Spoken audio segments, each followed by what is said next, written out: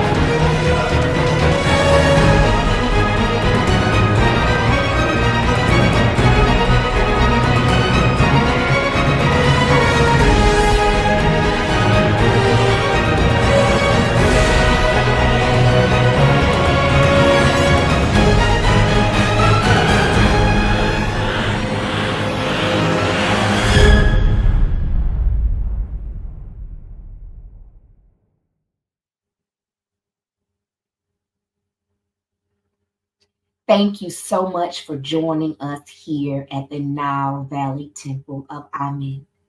I am Himet Necheret, also known as Reket Ankh San Amun. I am Unyo Ojo Chamachala Atama Ebule Oni Igala of the Igala Kingdom. I give honor today to the Most High, to the Creator and the Creatress.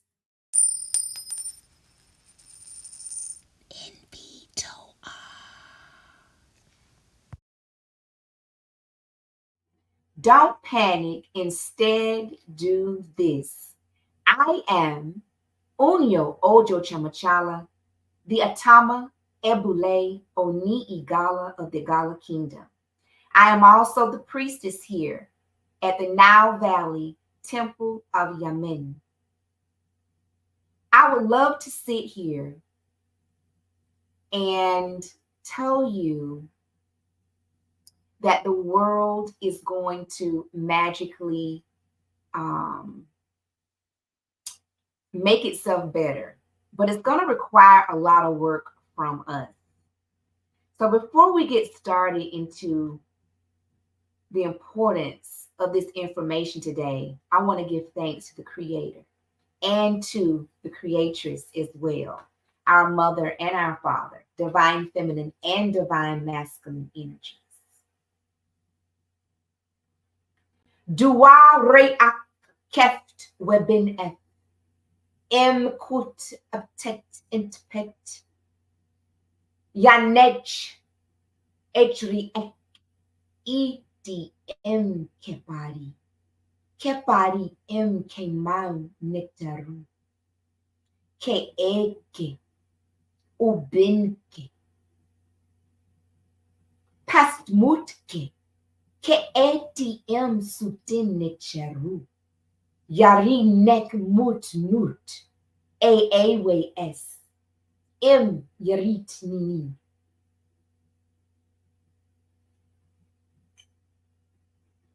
Sekcheptu manu im heshte heshti tu mayet iteri. So giving honor to the Creator in our language, we are the Nile Valley descendants here at the Igala Kingdom. Thank you for coming and being with us here today. Giving honor to our Ata Igala, the 83rd King, His Royal Majesty, Amidiju, our divine incarnation of Heru and Nile Valley descendant, His Royal Majesty, Matthew Alaji, Apalua Aguchi, Akpa the second. We give thanks to you and we give honor to all in the Agala kingdom at this time and to our ancestors. Today, I have an important message that definitely needs to be discussed, and it has a lot to do with children. So, like I said earlier, don't panic. Instead, do this. So, today is Monday, December the 4th, 2023, and these days are very, very dark and concerning when it comes to children. Children are the light of the world. They represent light, innocence, laughter, and hope. But this light is being snuffed out before it can even take root in this world. And this is concerning, especially in the spiritual community, when we know that there must maintain a balance of light and darkness in the world. There cannot be a tipping point. And when there is a tipping point, then we see things like these um, extinction level events occurring, not just with animals or plants, but they're also happening with human beings. It's causing children to lose their innocence and their hope, their dreams, their laughter. We need this in this world, but we're not getting it because even the children that we bring into this world that represents hope, that brings this light, their light are literally being snuffed out. And we're going to go over some of the many causes of this. So as you notice, there's been an increase in the news of children losing their lives, getting sick, children that are missing, children that are trafficked, children that are just abused, neglected, abandoned. There's so many things happening to children on an everyday, um, it's like a daily process of events and things happening with children. And we go about our day-to-day activities like just unbothered, like not even knowing, what's happening next door, what's happening down the street. But children, they represent our hopes and our dreams and our future. And if their light is being snuffed out, we can't continue and act as if it's not happening, because there are going to be consequences to that. Children are losing their lives at a very alarming rate, from abuse to just not being fed, not having the proper food, maybe just not having the adults, the mentors around to even show them how to live from day to day. Okay, so because of this, wombs on this planet, they are closing. I mean, it's not a particular race. All of the races are experiencing a closing of the wombs, okay? And they're closing so that this can prevent any mass murder or crimes against children. Like, it's concerning. Like, it's happening so frequently that the universe is like, pause. Like, you guys got to be seeing what we're seeing from here. Remember, we are on a stage in a theater, and everything is being played out and everything is happening. And so sometimes we get so caught up in the drama of the theatrics, we're forgetting how to not be distracted and find out what's really going on with our children. Okay, these are our future leaders. So don't panic. Be prepared for what I'm about to tell you next. Okay. Now, there is going to be an increase in stillborn deaths of children. Okay. Light is having a very difficult process in entering in this world, even in the form of spirits, ancestors, anybody that just want to come here. They know that if they come here, they may have this experience where they're being snuffed out. Like, this is just not the place to be at this time unless you're here and you're part of the mission or part of what's going to be happening next. Okay. So light does not have an equal place on this planet because of all the chaos. You know, we're supposed to be an equal amount of light and darkness on the planet. But there is so much darkness that it will take the restoration of Ma'at just so our planet can be restored. All right. So it will take a lot more chaos to come along and straighten things out in order for us to move forward and to really build a solid civilization to a golden age. Like, we're no longer going to be having this disconnect from our consciousness. You know, we have to be conscious of who we are. We're not animals. And unfortunately, a lot of children today are being raised as if they're animals. And there's no other way to put this, because children now are what you would probably call modern day feral. You know, and that's why we have so many issues with crimes, with children committing crimes upon each other, being committed upon children in these areas, especially in these poverty-stricken areas where nobody cares anymore. And if they do care enough, like, what is it that you can do? So this is what we really want to talk about right now.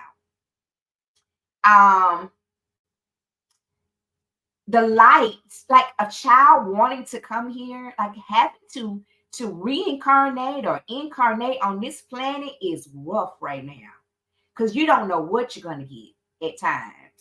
So light is having a hard time living in polluted wombs, let alone polluted systems and governments and countries.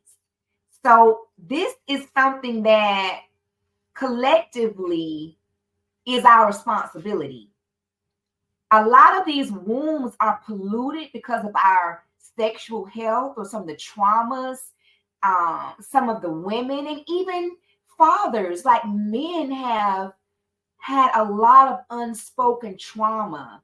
And this is important because these are the men, you know, some of them that are the reason why they're committing some of these atrocities against children or against their own children.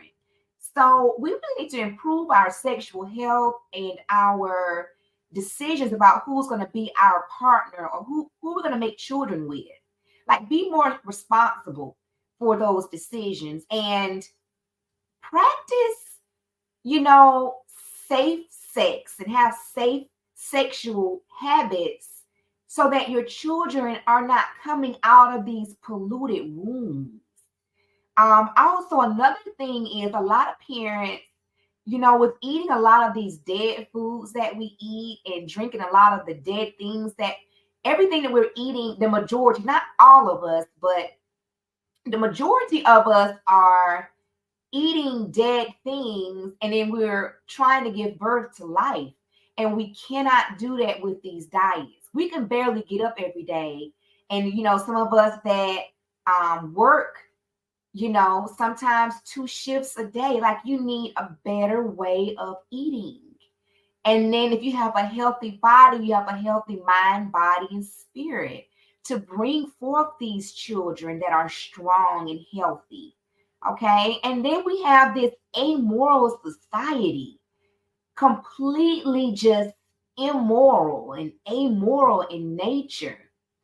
And it's like you see it in the communities where people that have status, you know that they're doing things behind the doors to, for, against children.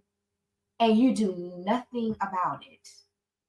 You know that, little Jane down the street might be in a compromising home, but we choose to ignore. So you say, but what do we do? Because even now the foster care systems, they're falling apart, and some of them have been corrupt. And if you've noticed in the news, a lot of the human trafficking has been traced back to foster care systems. Even Congress has had lots of hearings about missing children. So this is a serious thing. So we need to understand that as a consequence of this, okay, it's led to a generation of feral children. And they become feral due to unloving and unforgivable members of society. Like our society, we have forgotten how to be a community, a tribe. There's been so much separation. And I will tell you, it's not all of our fault. Like some systems were just devised to cause some of these things to happen. I'm not here to, point the finger. Right now, it's happening. It doesn't matter what the reason was at this point, as long as we know that it's happening, and we need to know exactly what do we need to do to change it. Because our neighborhoods and our communities, guess who's going to be taking over these communities and these neighborhoods now? These feral children who will be clicking together as cliques, and they will have more loyalty and more order than any adult have in their own societies with each other. They're going to have loyalty. And their one thing will be how to never be hurt, abused, or neglected by an adult. So please be very careful about how we're deciding to deal with our children, what we expose them to. Let's have a little more culpability and accountability for. So right now, I think that if we can spiritually, like we can at least come together spiritually. I'm calling these spiritual workers, those with gifts, those that are nurturers, that we can come out and see what help and assistance we can be to those who equally, and I say this very carefully, who equally recognize a need for change, the need to nourish, to feed, and protect our spiritual selves at this point, because that is the only thing that really can save us. Okay, so we need to resurrect tribal communities with those who are willing to live in oneness, in restoration of my aunt. Not everyone is going to want to do this, okay? But those that are willing to, I think you should start coming together. We need to start, elders need to rise. And elders have gotten a lot younger, guys. Like some people think of elders as being 80, 90 years old in the community. And true, they are elders, but they are in a place where they are supposed to be able to sit down so we can come to their feet and learn from them. They're not supposed to be out here actively doing our jobs. They are here as a pillar in the community of support. But some of the younger elders, if you're in your 40s and your 50s, you're an elder. And we need to be bridging the gap between those that are younger than us and our ages of 40 to 60 years old, so that we can have a net together. Because remember that break between the 80s, and then it just went downhill to the 90s. There was a great disconnect in our communities, in our age groups, where our homes became where grandmothers were mothers, and grandmothers were great grandmothers. So a lot of males were imprisoned, A lot of drug use hit the streets in the 80s. And so there's a lot happening, all as a part of consequences. Okay. So another thing we need to is when we stop teaching values, and discipline doesn't have to be just like, always beating someone. Like, we really need to talk about that. Like, I know that in the Bible it talks about, sparing the rod, but really and truly, some of the things that we were given when it deals with discipline, it's kind of erroneous.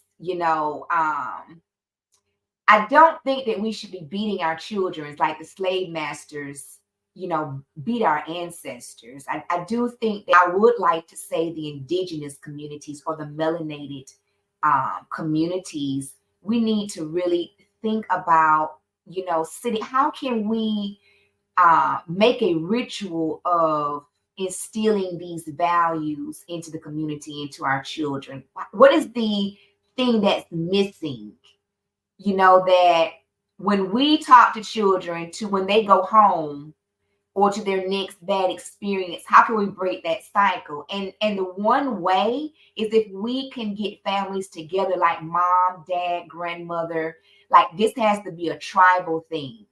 Also, we need to get back into farming and learning how to feed ourselves, because when we gave up, taking care of our own food and our own nurturing, we pretty much allowed ourselves to be subjected to foods that aren't good for us, that have chemicals, that have hormones in them, that also affect our children. Even some of the generational curses that they experience through us. Like, how do we save ourselves and save our children, even from the generational curses? So not to go off topic, but these are some of the things that we do need to be considering. All right. So farming, how do we feed ourselves? Planting our own fruits and vegetables. Another thing is, how do we revisit methods of education? Because today children are mainly like brought into this world, and we give so many different impressions upon children. And the first impression they have is that they can't be themselves, and then they have to go to a school to teach them to be someone totally different. And then they become slaves to time and hearing bells tell them what to do. So it becomes kind of robotic.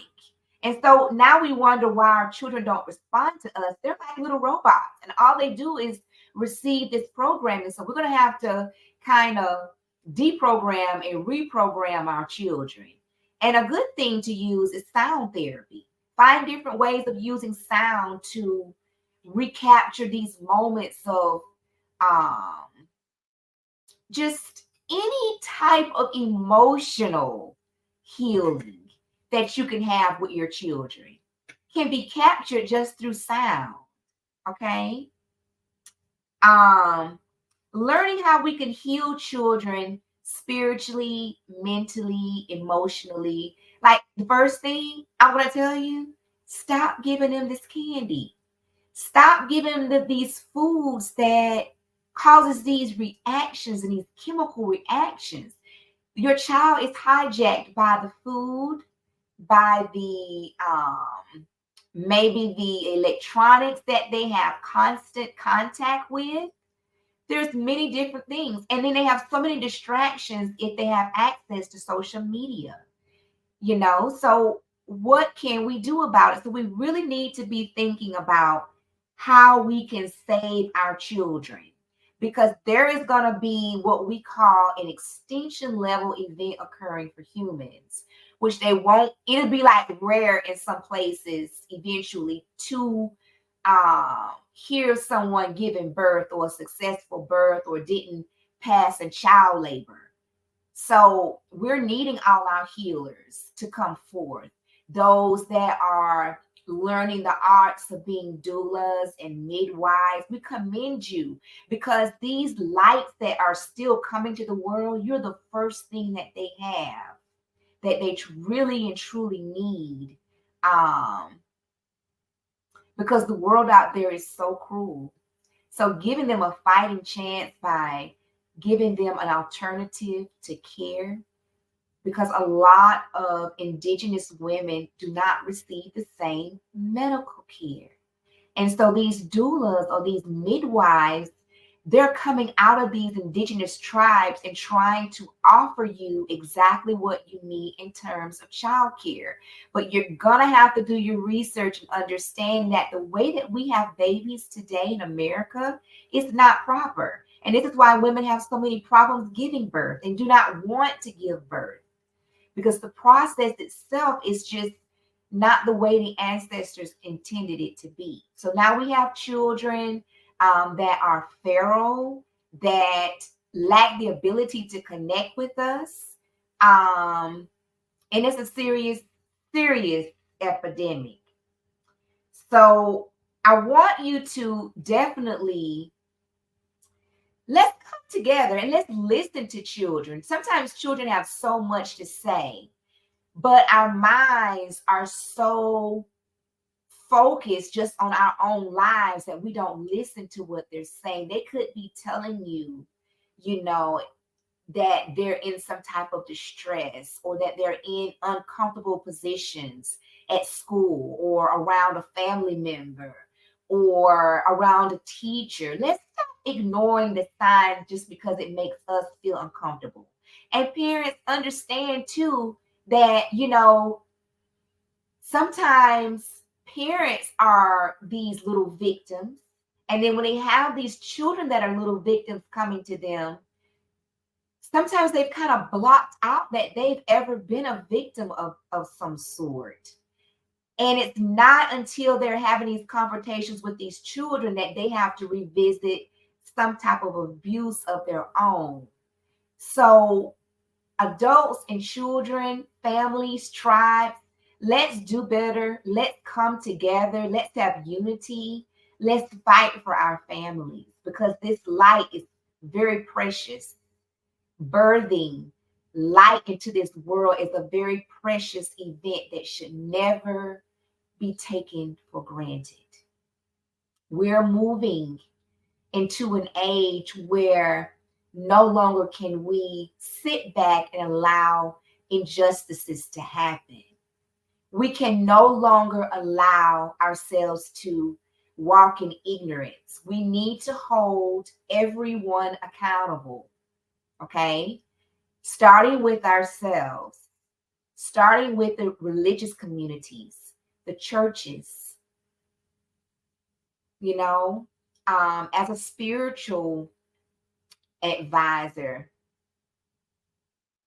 I know what it means to be directly involved in someone's life that could be changing at a rapid rate, and it's not so good for them, and they're melting and they just need a listening ear. And if we can even open the doors of the churches Monday through Friday to more community, and I will say, I am honored and grateful to commend those that are already doing this in the community. We just need more of it, because the Black communities, we turn to churches in the days of slavery for our hope, for our light. As a community, we turn to the church on Sundays because Monday through Friday has been hell, and it's our only heaven. So we need to definitely rethink our religious responsibility to our neighborhoods, especially if we have 10 churches in just one community, or within 6 miles, 7 miles of each other. We definitely can do more, I think. And I know that the Creator will bless everyone that's willing to help. Thank you so much for your time. Let's continue to Be a light in this world. Be a light to children and be a light to each other. Thank you. Please spread this message. If there's anything in this message that you need further information on, please feel free to reach out. My information will be below. In addition to becoming more cognizant of the needs of children, we also need to keep in mind that our water system will be compromised. At some point, you will not be able to bathe in the water if it's connected to a system other than your own private system. You will not be able to drink the water nor brush your teeth with the water. So definitely keep an eye on the water level reports in your particular county or town that you live in. And keep an eye out for nearby towns that may be having water problems because chances are you might be next. Also, there will be explosions happening as well. And some of them will be natural and some of them will be unnatural. And I am not at liberty to give any other detailed information at this time. Just have an awareness of when you're hearing these things to be mindful of them and how you can stay safe and keep your family protected. Okay. So let's keep the conversations going.